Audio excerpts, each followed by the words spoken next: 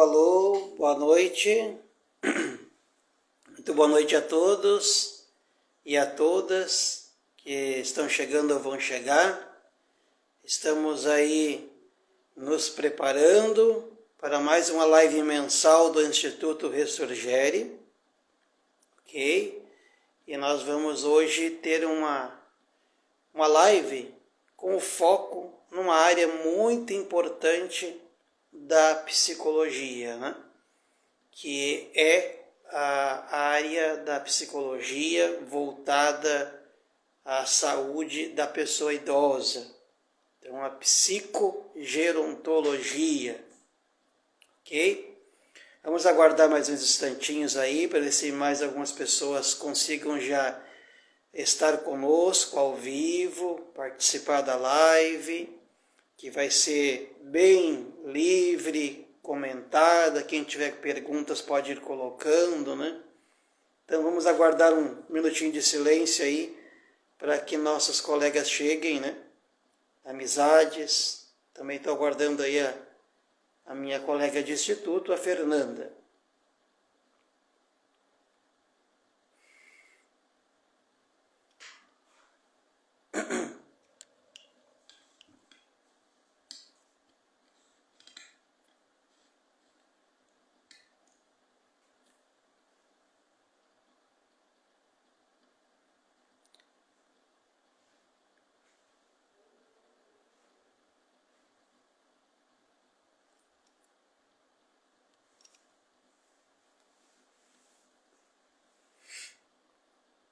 Vamos lá. Fernanda.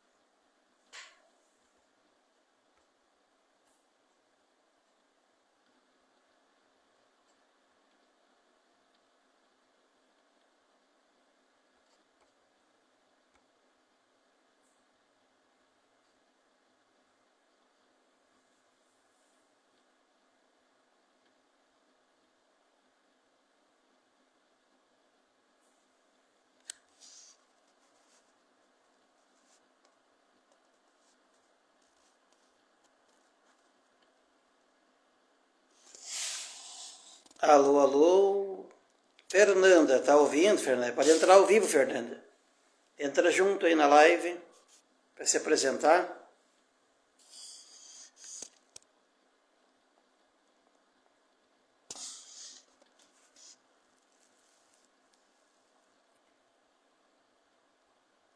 Eu vi que a Fernanda já está chegando.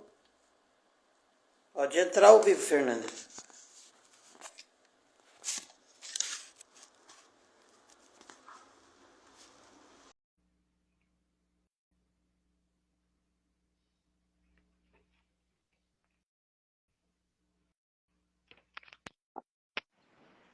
Oi, tá me vendo?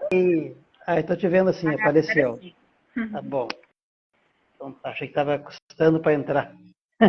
Tudo bem, Fernanda? Tudo certo por aí, como é que estão as coisas? Tudo bem, graças a Deus.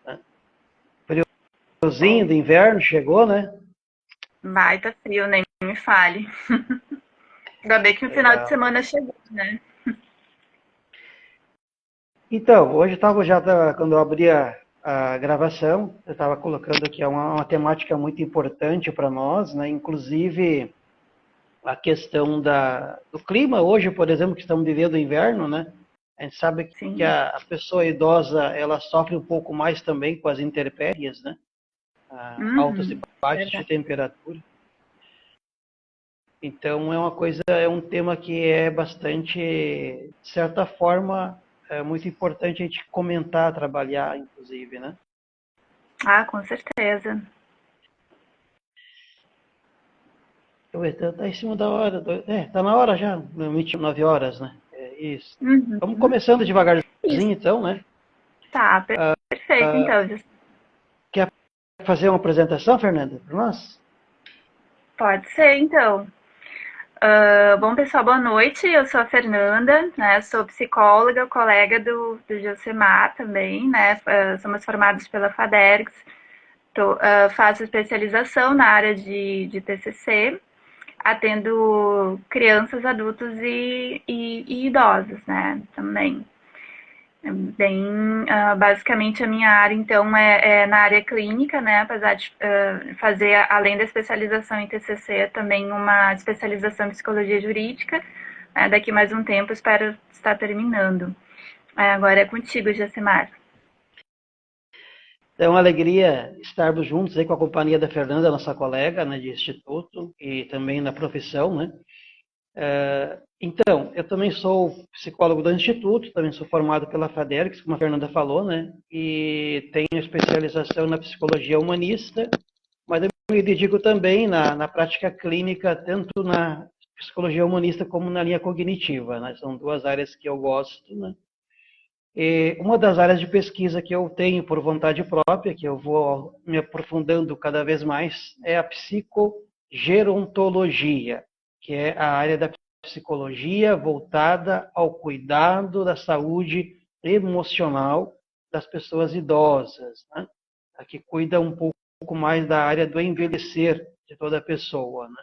É uma psicogerontologia.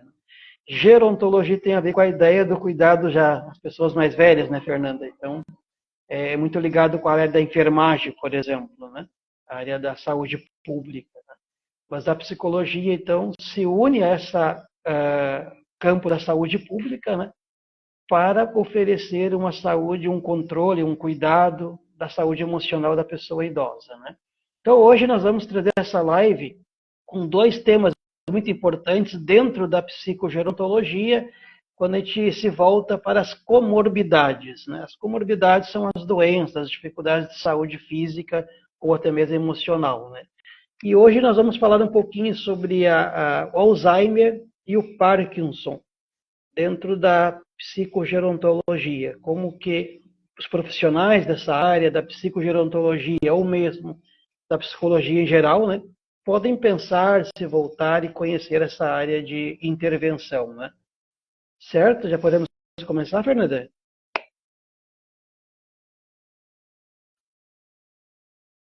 Tens alguma dúvida inicial? Podemos já começar? Está ouvindo? Eu não estou te ouvindo. Acho que a Fernanda caiu. Vamos esperar ela entrar um pouquinho para ela voltar para a gente começar juntas, então. Fernanda é a nossa assistente aqui, a nossa colega de trabalho. Vou deixar ela voltar aqui. Vamos ver.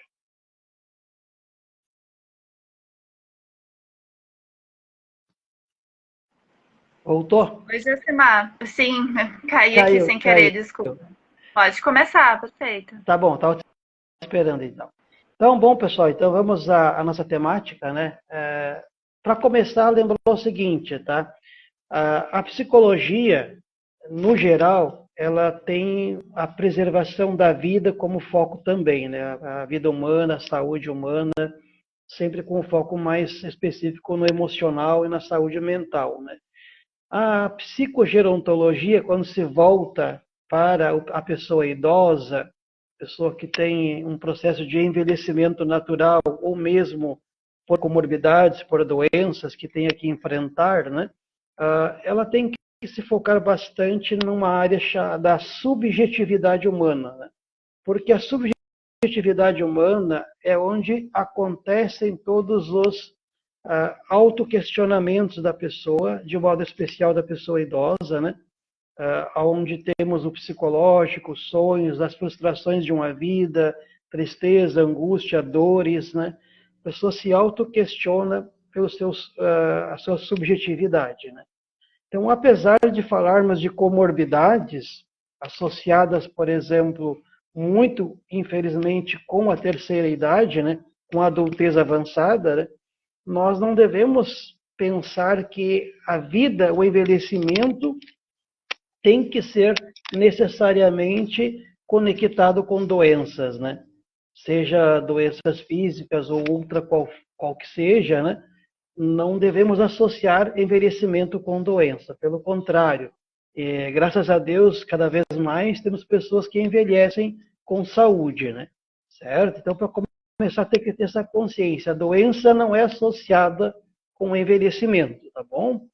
Então, nós falamos um pouquinho da ideia da comorbidade hoje do Alzheimer, tá? Vamos pensar um pouquinho na ideia do envelhecimento. Hoje em dia, na nossa sociedade, de modo especial no Brasil, mas também no mundo todo, né, cada vez mais esse grupo populacional da pessoa idosa, de 65 anos para frente, né, cada vez é um grupo maior, né? Inclusive, os últimos dados estatísticos do IBGE aqui no Brasil, né, demonstraram que a população considerada idosa, né, ou mais envelhecida tem cada vez mais aumentado em proporção. Inclusive, aqui no sul do Brasil, na região sul, Rio Grande do Sul, Santa Catarina e Paraná, os estados que têm mais proporção de pessoas idosas, né? E dentre esses 3 estados, o Rio Grande do Sul é o campeão de pessoas idosas, segundo os dados do IBGE, né? Fala-se, inclusive, que alguns estudos estão provando já isso aí, né? Que a tendência é que no Brasil, até 2025, seja o 6º país do mundo em número de pessoas idosas. Vocês terem uma ideia de como a sociedade está mudando, né? Então, nós temos que nos voltar para essa parcela da população e pensar na sua saúde física, saúde emocional, como vamos lidar com essa população que cada vez aumenta mais, né? E entender o que é o envelhecimento de verdade, né? O envelhecimento, ele é um processo que tem que ser vivenciado com autonomia, com reconhecimento dos direitos, com segurança, com dignidade, com o bem-estar e a saúde focada na pessoa idosa, né?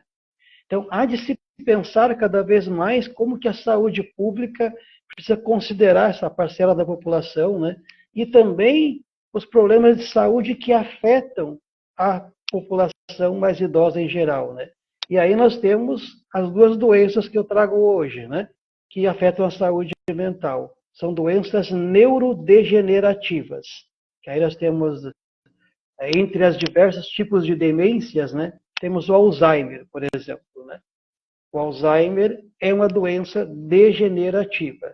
Também o Parkinson, que a gente vai comentar um pouco, também é uma doença degenerativa. E ambas são muito associadas, não de forma correta, né, com a pessoa idosa, certo?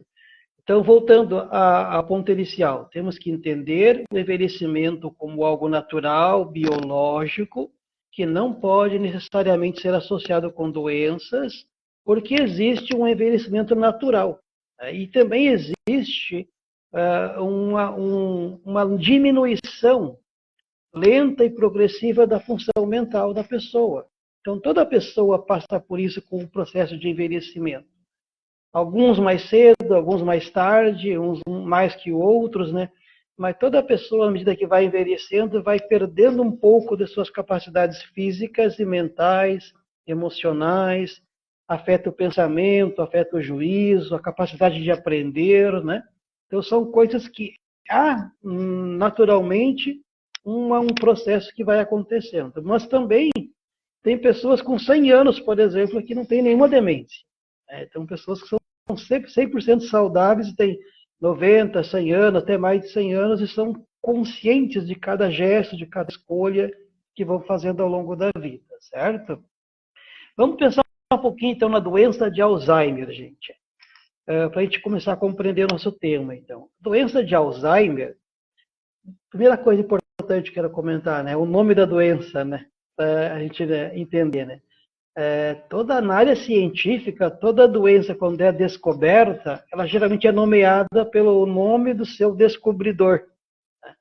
Então, a gente pode imaginar aqui que Alzheimer, né, é o nome ou sobrenome de algum pesquisador da época que descobriu, né, que é o caso. Né?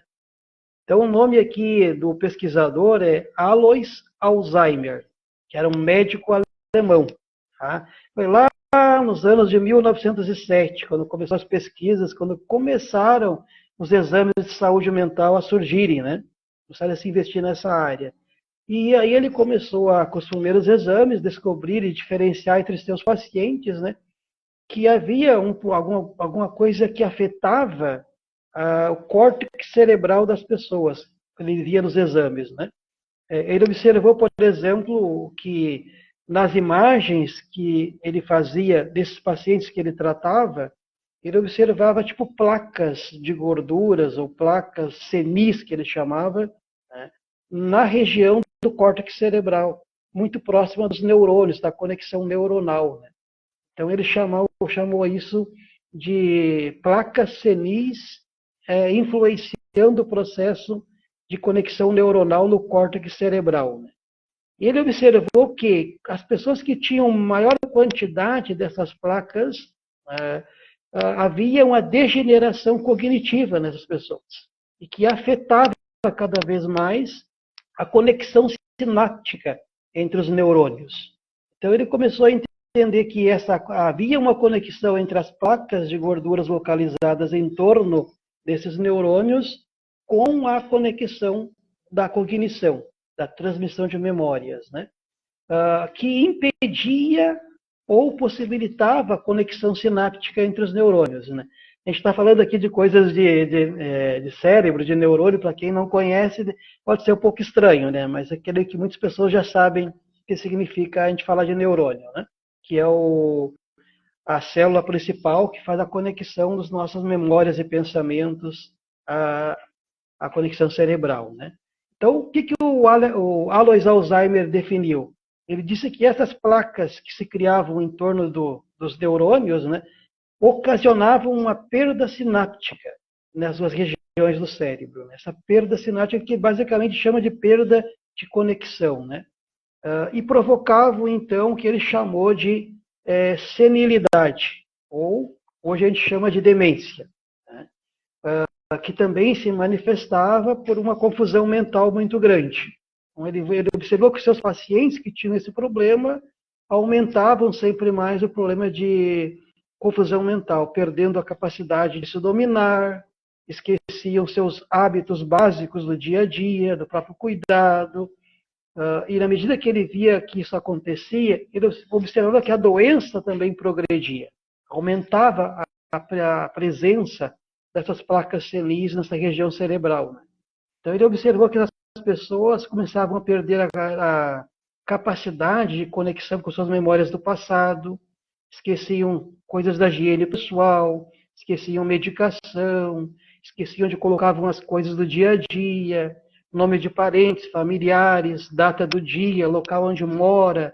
Então, na medida que ia progredindo essa desconexão cerebral, né, ele observou que aumentavam também o problema das placas senis na região cerebral. Então, isso ele chamou, nas pesquisas dele, de demência. Né? Demência, que depois, com o tempo, aí na medida que a ciência foi progredindo, né, eles associaram, então, o nome do pesquisador com o problema de saúde. Então, ficou a doença de Alzheimer, que é o descobridor. Né? Bom, e aí, como eu já havia falado da pesquisa dele, né, o Alzheimer progride com a formação dessas placas proteicas ou gordurosas, né, que vão entupindo as ramificações dos corpos neuronais, né, e impedem a conexão. Né? Então, por isso que o Alzheimer causa a demência. Esse acúmulo ele vai impossibilitando, por exemplo, que as pessoas consigam fazer conexões da saúde emocional, conexões da saúde de memória, né? A pessoa já não consegue mais se conectar com essas lembranças do presente com lembranças do passado. Há uma mistura, porque não consegue haver essa conexão cerebral. Então, a demência, ela é uma síndrome adquirida com a queda de memória juntamente com outros déficits, por exemplo, cognitivo, da linguagem, da visual, espacial, déficit executivo, né? Que vão prejudicando cada vez mais a sociabilidade desse indivíduo, né? Então, há uma deterioração, há uma degeneração das células neuronais, né?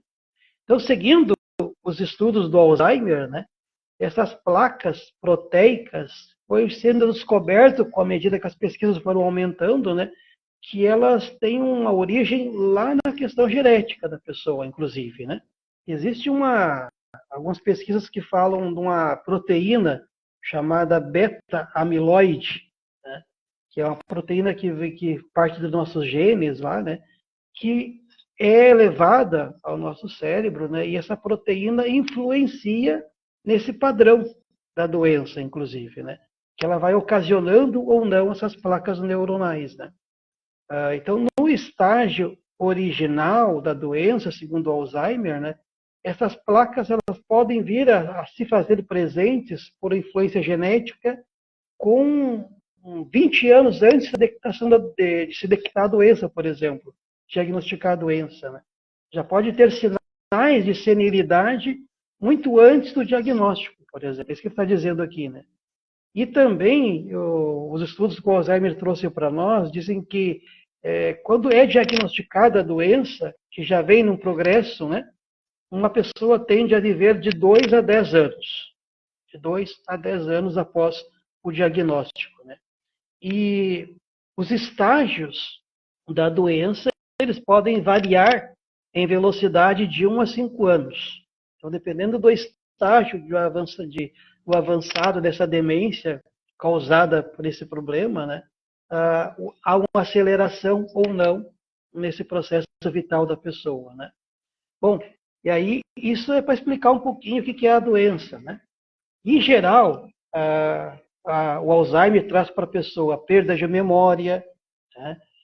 Problemas para completar tarefas antes que elas faziam com facilidade, dificuldade de resolução de problemas, mudança no humor, na personalidade, afastamento da conexão social de amigos, familiares, né? Dificuldade na escrita, na fala, confusão sobre locais, pessoas, eventos, acontecimentos, dificuldade de conexão com alterações visuais, inclusive, para entender imagens, entender objetos, né? Associar imagens com lembranças também vai se dificultando, né? Por isso que se indica também, quando se vai pensar no Alzheimer, né, a necessidade de uma avaliação neuropsicológica constante da pessoa, porque vai se promovendo uma avaliação das funções cognitivas, né, do grau de avançamento dessa doença, do grau em que a doença vem afetando o processo cognitivo da pessoa, né? Gente, como é que a psicologia pode atender e se voltar para pessoas com esses problemas, né? A psicologia tem que sempre lembrar que ela se ocupa do envelhecimento humano como um campo de estudo da pessoa, de valorização da pessoa, da vida, da autodeterminação dessa pessoa, da subjetividade humana, de como ela se manifesta na vida desta pessoa, né? E o envelhecimento, ele evidencia uma concepção de subjetividade fundamentada na individualidade, na identidade pessoal, que a pessoa vai se autodefinindo cada vez mais na medida que a velhice vai progredindo, né? Então, essa subjetividade inclui, por exemplo, sentimentos, emoções, traumas, dores emocionais, significados que a pessoa vai dando para a sua vida ao longo do seu processo vital, né?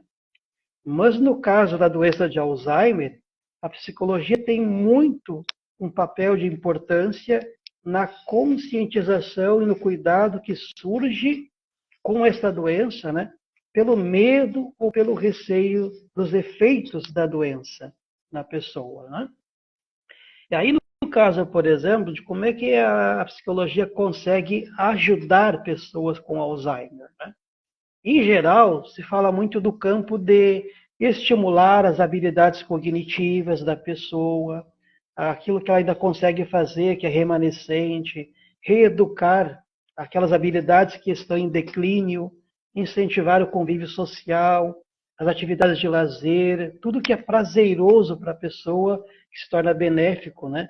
Não só para o portador do Alzheimer, como também para as pessoas que convivem com a pessoa, que são os cuidadores, né? Por isso que a psicologia tende a trabalhar com a ideia do ambiente em que a pessoa vive, inclusive, né, para gerar satisfação, alegria, atenuar a dura realidade das limitações que vão crescendo com o tempo que a pessoa vai vivendo, né? À medida que a doença vai progredindo, as limitações vão acontecendo, né? Então, podemos dizer que o profissional da psicologia ou psicogerontologia atua para trazer sentido e significado para a vida dos pacientes e para os seus cuidadores, né? E exercer promoções de ações, né, que gerem sempre mais qualidade de vida no ambiente em que a pessoa está vivendo. O profissional da psicologia precisa acolher e entender a pessoa no seu mundo pessoal, aquela capacidade que ela está apresentando naquele momento, né? No campo do cuidado, por exemplo, da prevenção de uma doença demencial, é uma característica multifatorial que tem que levar em conta a conexão com outros atores da saúde pública, né? Agente de saúde, o médico, o enfermeiro, a equipe multiprofissional que está atendendo aquela pessoa por outras comorbidades, talvez, né? E sempre levar em conta o processo de gerar uma maior longevidade possível para essa pessoa doente, né? Como nas doenças degenerativas, todo o trabalho com pessoas idosas, doença de Alzheimer, né, é um serviço sempre multiprofissional. A gente nunca pode pensar que nós somos a pessoa que vai resolver tudo. Pelo contrário, nós somos a pessoa que vai facilitar o processo para que outras situações de intervenção possam acontecer com sucesso, né? Entender, por exemplo, que a reabilitação de uma pessoa com Alzheimer necessita de inclusão de aspectos motivacionais, sociais, psicológicos, né? Engajar o paciente com a sua família, acrescentar uma vida social satisfatória dentro das possibilidades da pessoa, dentro do possível, colocar sempre uma interação social, né, no âmbito que a pessoa se consegue conviver, né, eventos sociais voltados para a terceira idade, promover encontros que promovam o incentivo de um menor impacto no declínio emocional das pessoas, no declínio cognitivo, né? Estimulando sempre mais que ela possa manifestar seus processos cognitivos, seu pensamento, sua forma de agir, de imaginar, de falar das suas memórias, inclusive, né? Partilhar a sua vida. Então, o paciente, no momento inicial da doença, o psicólogo tende a ajudar a atribuir significados para a vida desta pessoa. Trabalhar com os seus medos da doença, com os sentimentos contraditórios que surgem frente à doença. À medida que as dificuldades vão aparecendo, o psicólogo ajuda a ressignificar os desafios que vão se apresentando para a pessoa, na identidade da pessoa, de se achar, às vezes, de ser discriminada, muitas vezes, por outras pessoas, né, de se valorizar. No que tange ao foco de intervenções, por exemplo, promover sempre o empoderamento desta pessoa no máximo possível, né?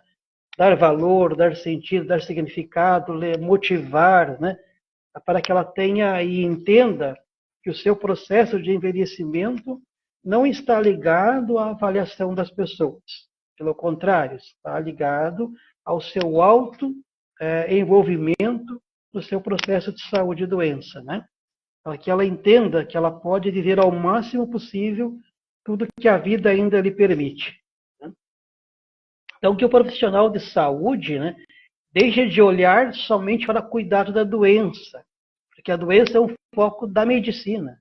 Então, o profissional da saúde tem que se voltar para o idoso pensando sempre no contexto social, nas vulnerabilidades sociais, no nível de independência desse idoso, na autonomia que a gente pode gerar para ele, na promoção de uma saúde emocional, de uma partilha de vida. O envelhecimento, nessa ótica, seja com Alzheimer ou não, ele precisa ser sempre um envelhecimento que reconheça direitos da pessoa. Nunca abdicar das possibilidades que a pessoa possa ter para viver ainda, né? O papel do psicólogo sempre é um papel voltado para a convivência de uma vida de uma maior qualidade possível, né? Certo? Então, pensando nessa questão do Alzheimer, a gente está lembrando sempre das possibilidades ou não de interação, de convivência, de capacidade cognitiva da pessoa, certo? Então, é isso que o psicólogo tem que se voltar. Deste ponto, Fernanda, temos alguma dúvida, pergunta? Está me escutando? Sim. Tá, perfeito. Então, eu fiz anotei aqui algumas perguntas para te fazer, Josimar. Eu acho que vai enriquecer um pouco também dentro daquilo que tu trouxe, né? E antes de mais nada, eu gostaria de falar que, Josimar. Estou te ouvindo. Ah, tá.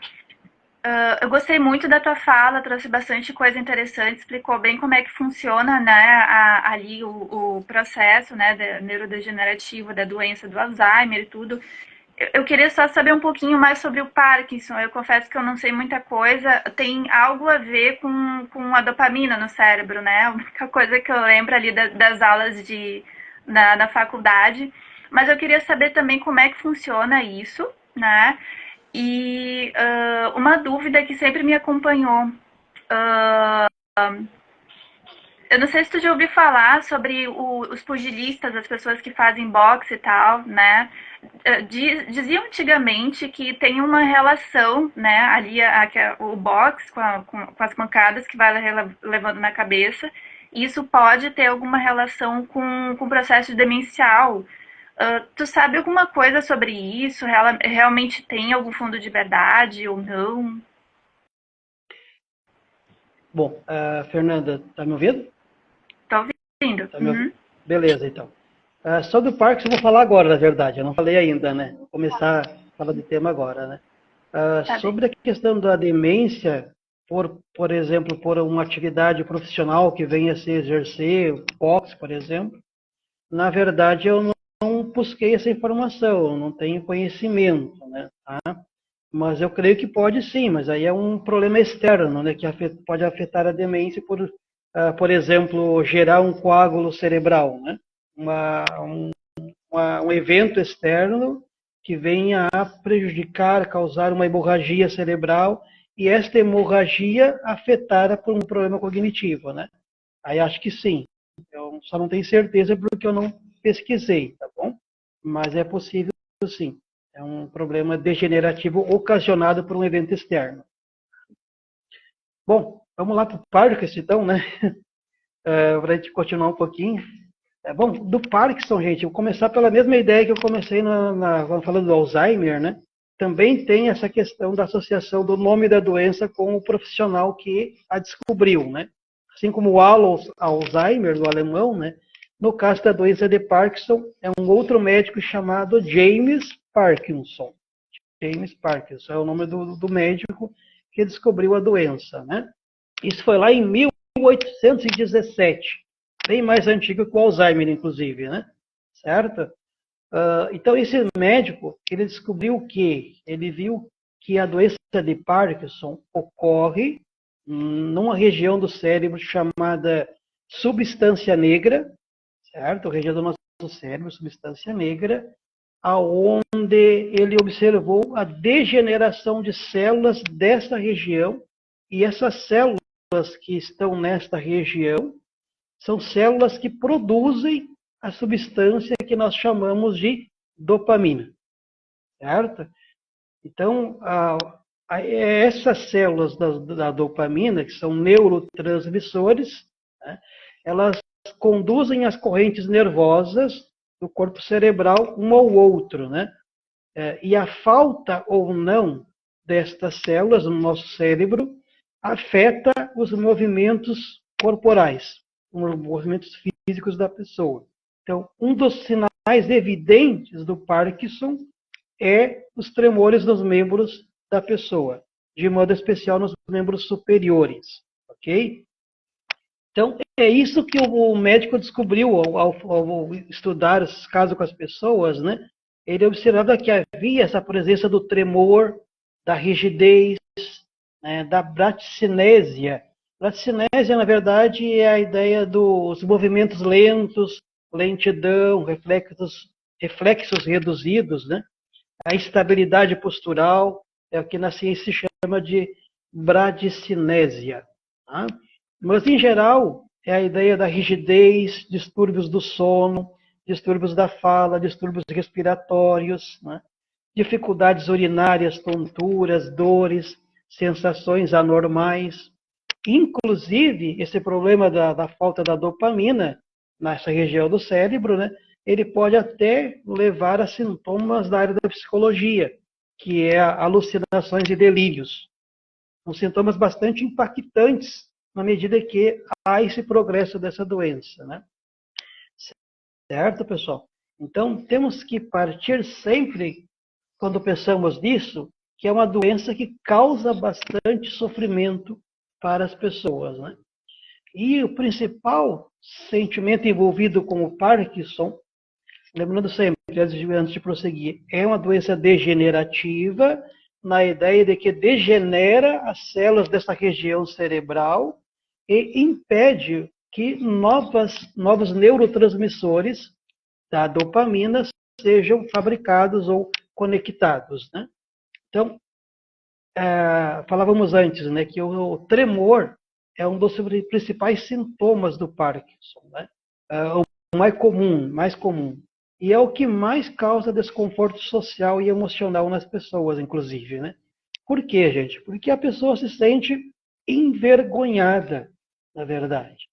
A pessoa que começa com aqueles tremores, né, nos braços, nas mãos, né, geralmente se sente observada, julgada por outras pessoas, né, que ficam tipo observando, né?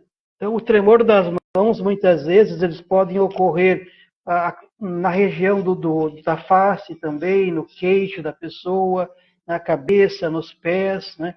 Pode ocorrer só de um lado do corpo, inclusive. E o tremor pode muitas vezes acontecer e ocorrer quando a pessoa está em repouso, inclusive, né?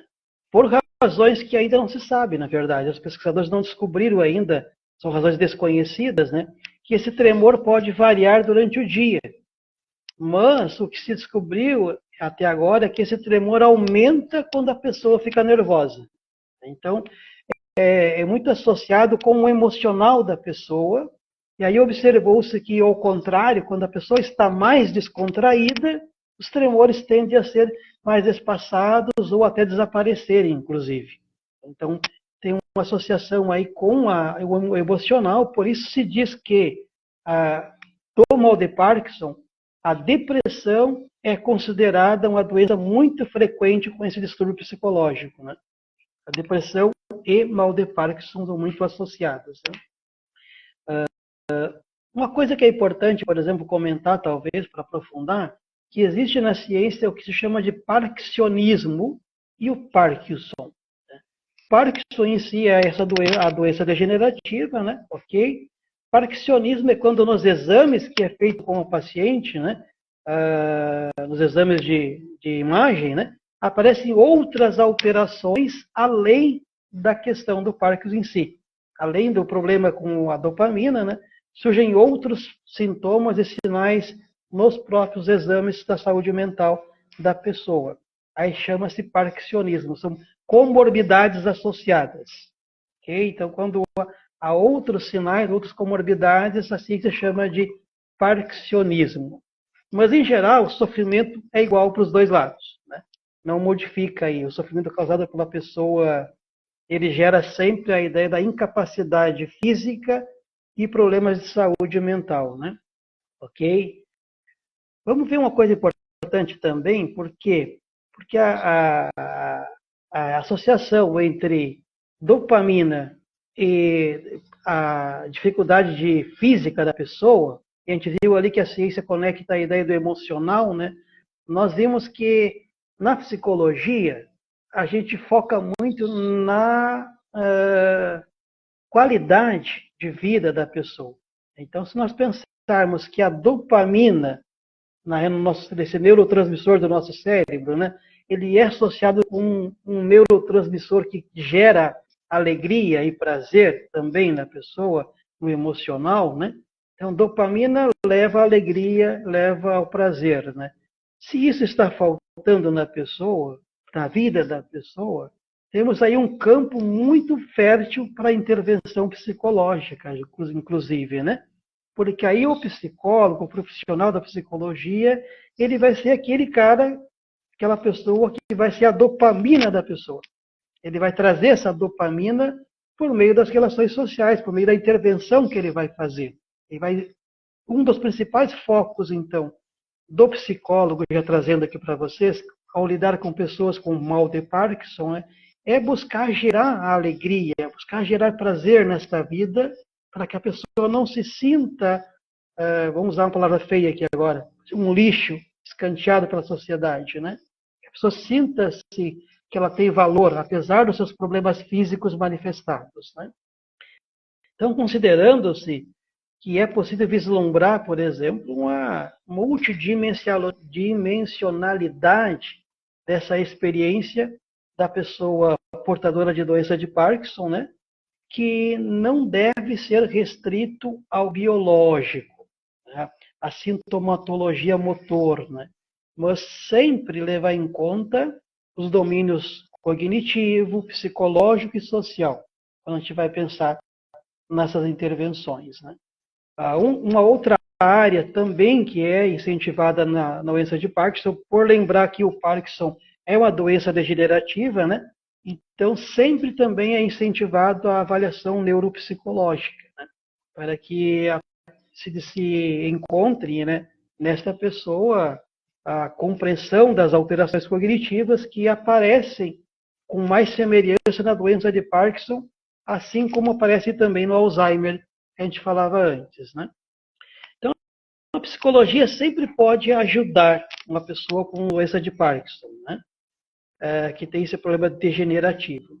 Que tipos de intervenção, que tipos de ações que o psicólogo pode estar atuando com pessoas que têm essa doença de Parkinson? A psicologia pode ajudar, por exemplo, a compreensão, a aceitação das mudanças corporais que estão ocorrendo, pode ajudar a reduzir a ansiedade e a depressão desse paciente, pode fornecer ao paciente ferramentas para lidar com a sua ansiedade, incluindo, por exemplo, aí o que nós da psicologia chamamos de técnicas de relaxamento, mudanças de pensamentos, estratégias de enfrentamento dessas dificuldades corporais que vão acontecendo, né?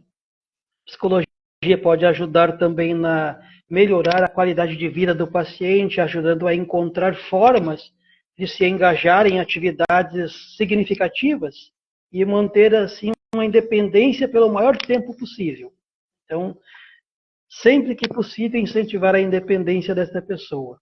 A psicoterapia pode ser um espaço seguro para esse paciente também, né, na medida que ele pode ter um momento para manifestar, expressar seus medos, frustrações, preocupações, e a gente vai oferecendo para essa pessoa um apoio emocional seguro para que ela possa superar esse período de mudança e de incerteza que é a doença de Parkinson na sua vida.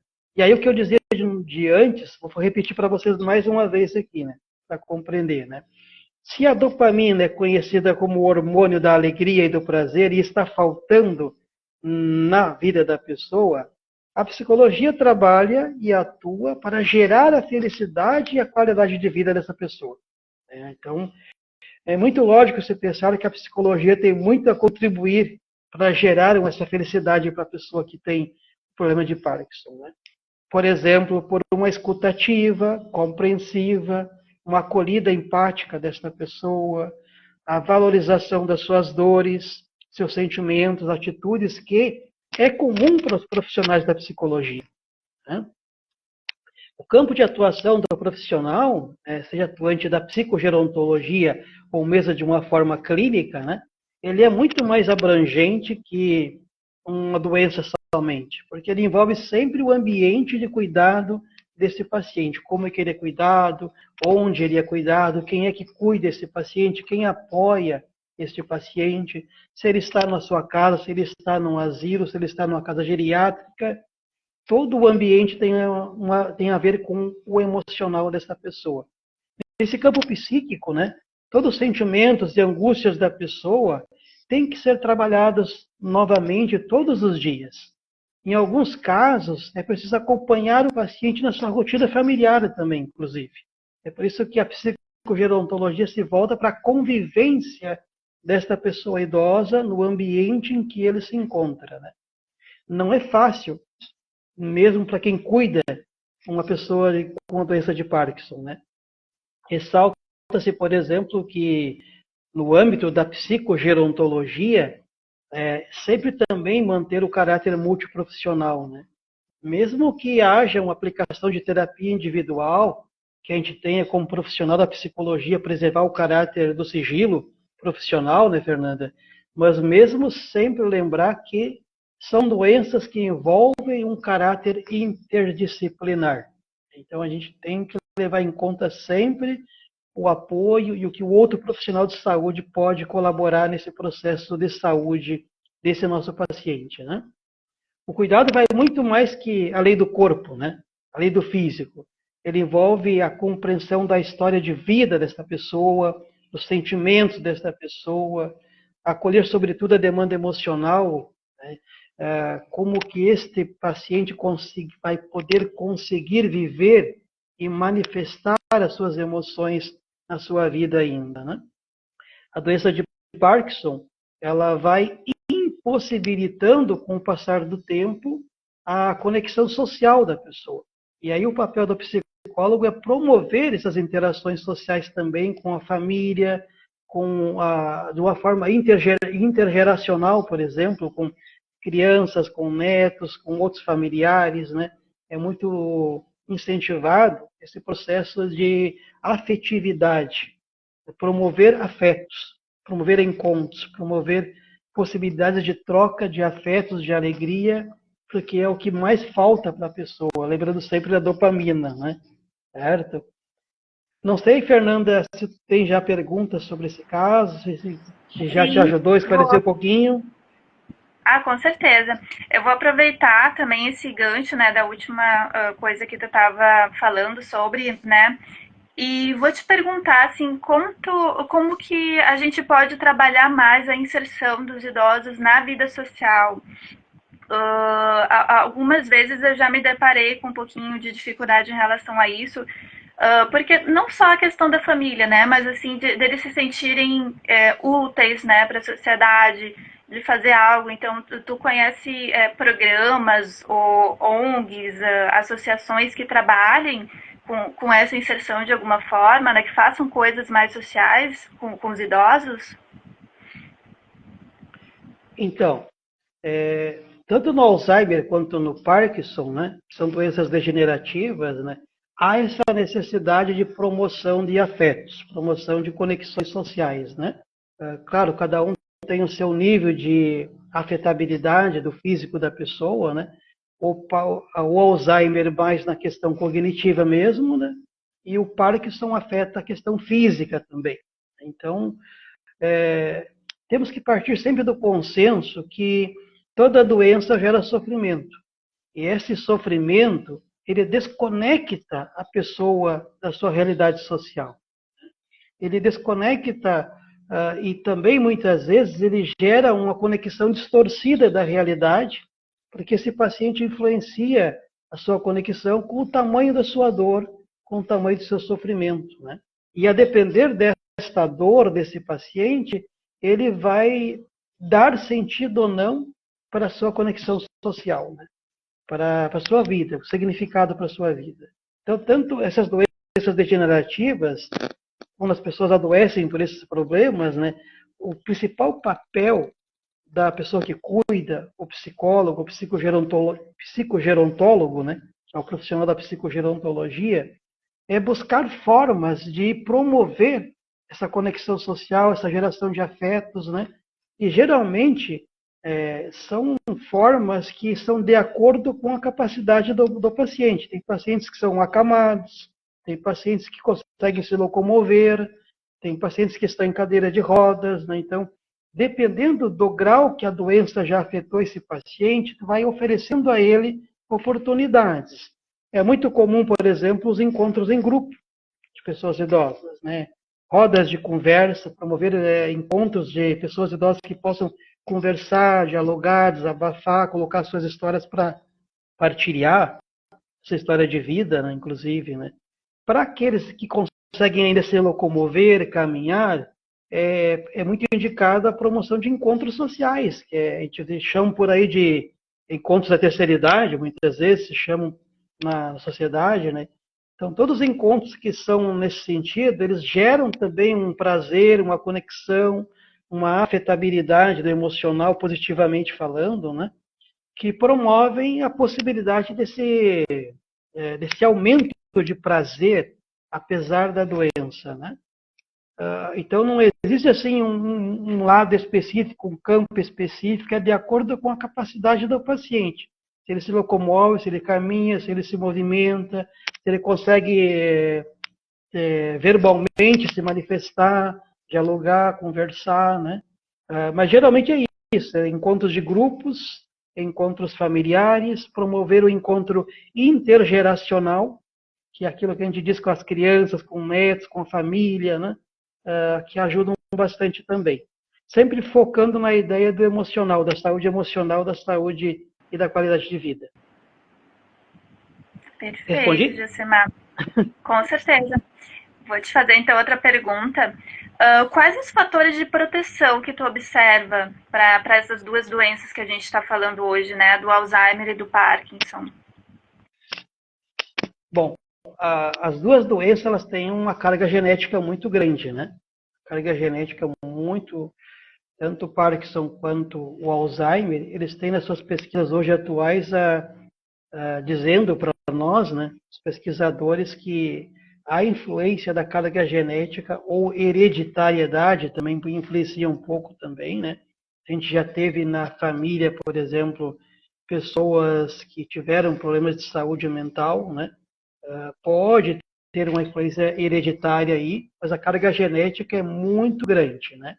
Então, fatores de proteção, a gente tem que sempre pensar numa questão de saúde, no sentido de alimentação, de vida ativa, de uma vida social satisfatória, né? Promover uma alimentação adequada para a pessoa idosa, no sentido de uma alimentação balanceada, nutricional, né?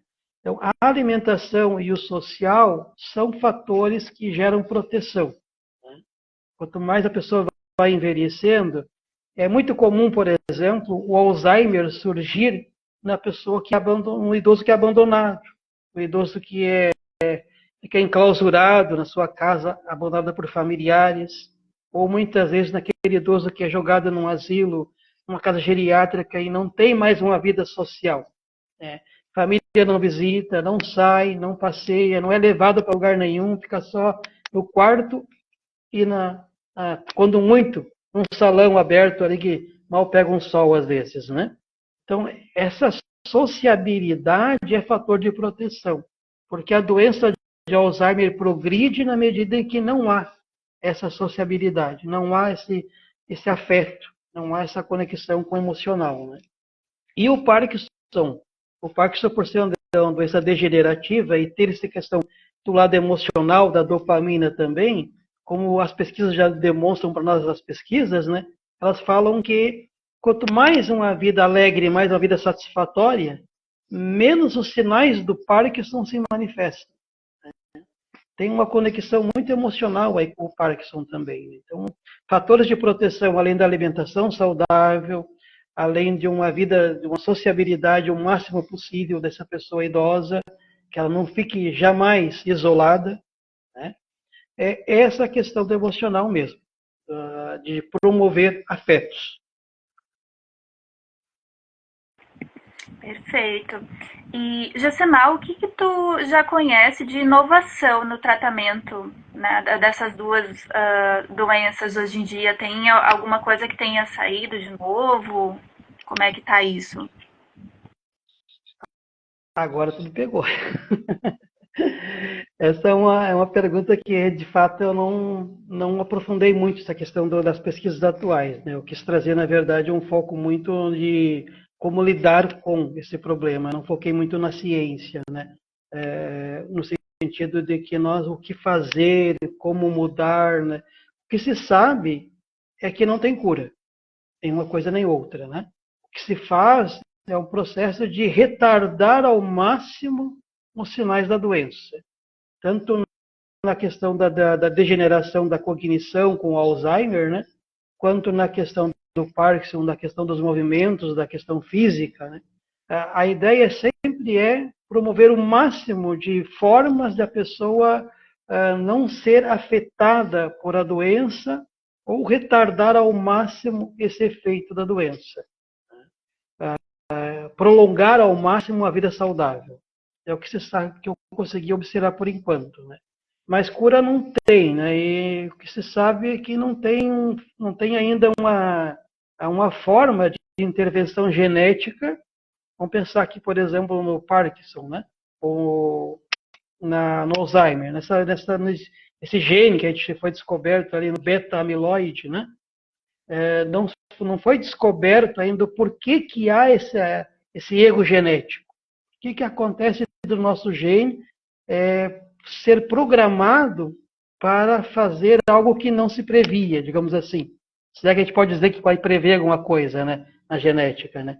Mas não é previsto que vá esse gene gerar esse acúmulo de placas senis no cérebro. Não é algo normal. E aí as pesquisas não conseguiram comprovar o porquê que esse erro acontece lá no nosso gene ainda, né?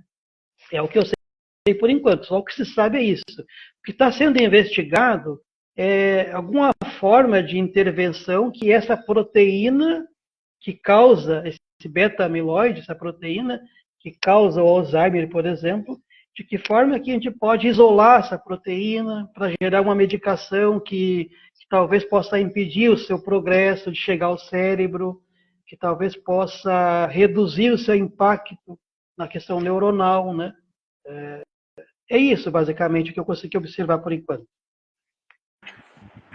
Ótimo, né? Esperamos que as coisas avancem, né? Porque, né? Daí eu vou encaixar a última pergunta. Que nem tu falou bem no início, né, da tua fala ali, sobre o fato de que a população mundial, de uma forma, né, mais geral mesmo, está envelhecendo. As pessoas estão aumentando cada vez mais, né, a sua expectativa de vida. O que tu observa de consequências, né, no que isso implica para o nosso futuro, esse envelhecimento, né, cada vez maior da população? Então, temos que ter consciência, né? Aquilo que eu dizia no começo, o envelhecimento é um processo natural, né? E que se na medida em que a sociedade vai envelhecendo, nós temos que nos voltar cada vez mais, nós profissionais da saúde, né? Nos voltar cada vez mais com a preocupação de como que nós podemos auxiliar nesse processo de envelhecimento para que ele seja o mais saudável possível, com maior qualidade de vida possível, evitar essa associação errada que se faz de uma forma preconceituosa de associar a pessoa idosa com como é que eu diria assim, com a ideia de que a pessoa não presta, com a pessoa que é descartável, com a ideia de que a pessoa é incapaz, que a pessoa é doente, que a pessoa tem problema de saúde mental, né? Alguns problemas que se tem com a ideia da discriminação por idade, né? O etarismo, quando a gente pega e associa a idade com a capacidade. É como se nós disséssemos também um outro problema de discriminação, né? Tem o etarismo e tem o capacitismo.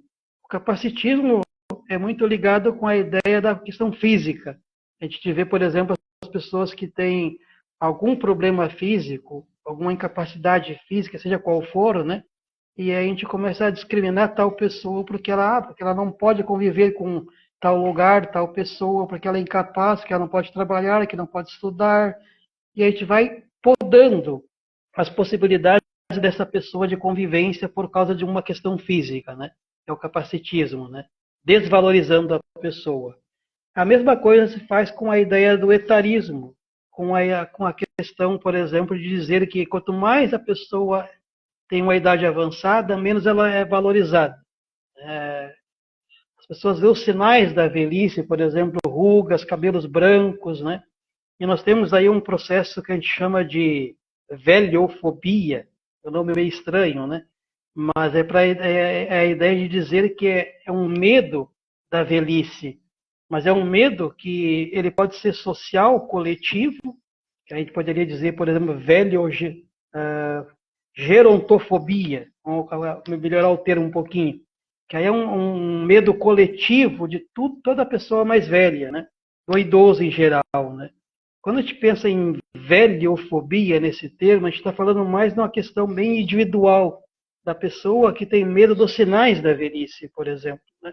Que quer esconder o cabelo branco, quer esconder as rugas, quer esconder todas as formas que ela se vê como velha, porque ela na sociedade, ao se ver como velha, ela se sente menos valorizada, depreciada. Então gera um medo interno da pessoa, leva a um medo emocional que afeta o psicológico da pessoa também. Então, o que nós temos que fazer na sociedade hoje, nesse âmbito, quando a gente pensa nas comorbidades que podem afetar a pessoa idosa, é principalmente descaracterizar esses preconceitos que existem. Não incentivar, não passar adiante, por exemplo, as piadinhas de pessoa idosa, né, que se faz nas redes sociais, na televisão e por aí afora, né? A gente deixar de usar o idoso como foco de piada, como foco de algo que pode ser depreciado. Né? Pelo contrário, a pessoa idosa, quanto mais presente na sociedade, mais demonstra que a sociedade está progredindo, inclusive, né? Na questão da qualidade de vida, na questão quanto maior e melhor a qualidade de vida, mais tendência as pessoas viverem mais, né? Então, a pessoa idosa, ela reflete uma sociedade boa, uma sociedade saudável, né? Nós temos que olhar a pessoa idosa e valorizar a sua vida, a sua experiência, compartilhar, né? E quanto mais possível, promover os encontros intergeracionais que geram essa troca, esse enriquecimento social. Perfeito, Josemar. Lembrar também, né, que se tudo der certo, um dia a gente chega lá também, né? A gente também vai envelhecer. É um fato, é uma realidade, né, da população. Então, entender também, isso como tu bem trouxe, né, entender e buscar, né, trazê-los mais, né, para a interação, desfazer todos essas crenças incapacitantes, limitantes, né, e aprender a conviver melhor, né, trazer também essa população a um bem-estar, uma qualidade de vida melhor e permitir que eles contribuam, né, também com toda a experiência de vida que eles têm. Adorei a tua fala, né, te agradeço, é um assunto super interessante, eu achei muito legal de tu ter trazido hoje. Agora a gente já tá, né, já são 22 horas, queria saber se tu tem, né, que gostaria de fazer um fechamento ou trazer mais algumas palavras, como é que foi para ti falar sobre isso? Bom, para mim é uma alegria muito grande poder, eu espero que contribuindo também com aqueles que ainda vão assistir essa live posteriormente pelo Instituto, ou de uma forma gravada que a gente venha compartilhar, né? Realmente, eu acho que o mais importante desse tema não é tanto o foco na doença em si, nas comorbidades, que a gente chama, né?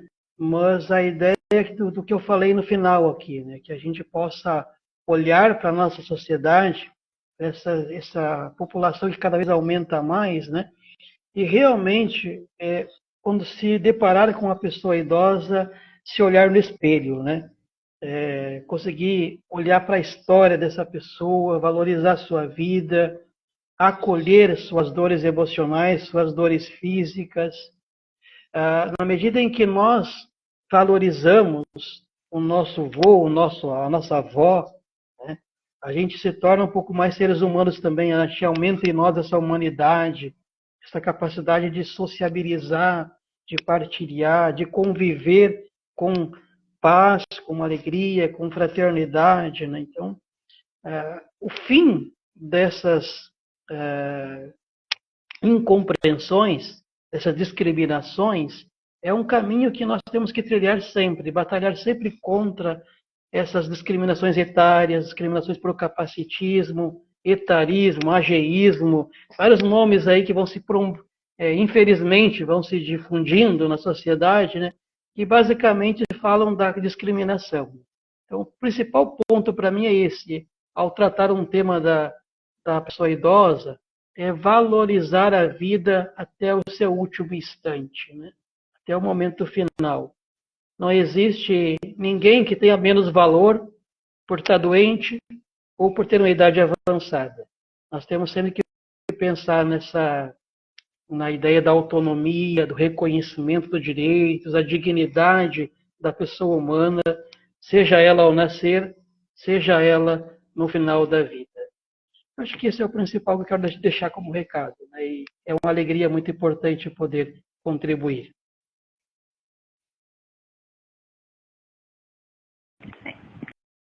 Perfeito, Josemar. Muito obrigada, então. Eu acho que por hoje era só. Tu gostaria de encerrar? Não, deixando para você já. Deixando um grande abraço para vocês, né? Para você também que está conosco aí hoje na nossa equipe, né? E para todos que vão assistir ainda, né? A gente poder ficar à disposição também como profissionais da psicologia, né, Fernanda? Tanto aqui no nosso instituto, convidar você para que venha conhecer o nosso Instituto de Psicologia, o Instituto Ressurgere. Entre no nosso site, conheça nosso instituto, conheça nossos profissionais, conheça nosso Instagram, venha somar conosco, que a gente está à disposição de você para te ajudar também nas demandas emocionais, que a gente possa contribuir como profissional para gerar mais saúde para a sociedade. Perfeito, Josemar. Muito obrigada, uma boa noite, então. Tchau, tchau. Boa noite a todos.